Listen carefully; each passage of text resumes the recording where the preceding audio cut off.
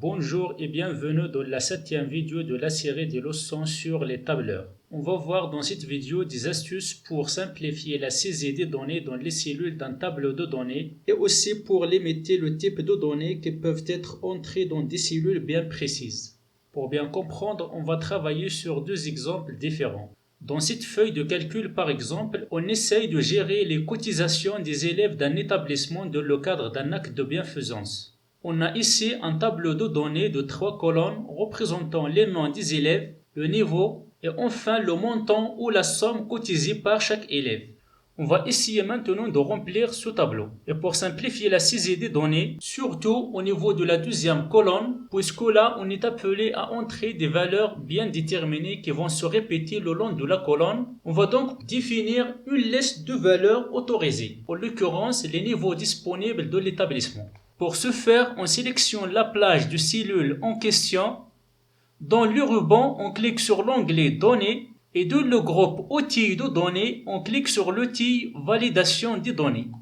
Une petite fenêtre s'affiche sur l'écran. Alors, sur l'onglet Options, on déroule le champ Autorisé et on choisit l'option Liste. Ensuite, dans la zone Source, on saisit les valeurs de la liste en les séparant par des points-virgules. Une fois terminé, on valide par OK. Maintenant, comme vous le voyez très bien, lorsqu'on active une cellule dans cette plage, un petit triangle apparaît à sa droite. Lorsqu'on clique dessus, on n'a qu'à choisir un élément de la liste et le tour est joué.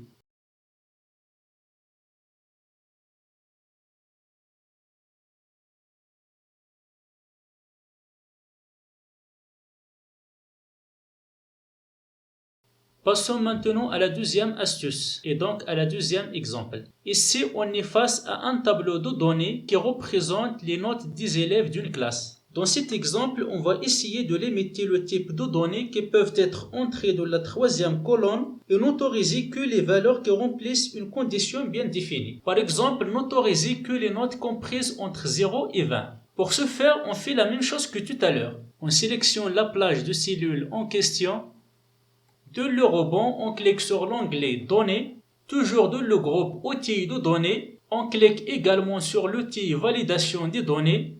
Dans cette petite fenêtre, sous l'onglet Options, on déroule l'option Autorisée et on choisit cette fois Décimal. Ça veut dire les nombres décimales.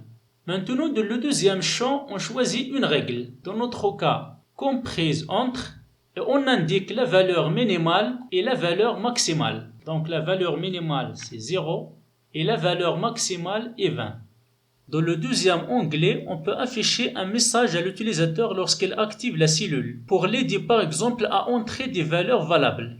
On va pour cela ajouter un titre, par exemple aide, et on ajoute un message explicatif, par exemple valeur comprise entre 0 et 20.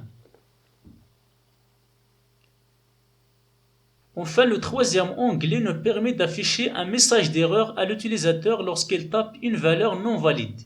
On peut donc choisir un style de boîte de dialogue à afficher, par exemple stop, avertissement ou information.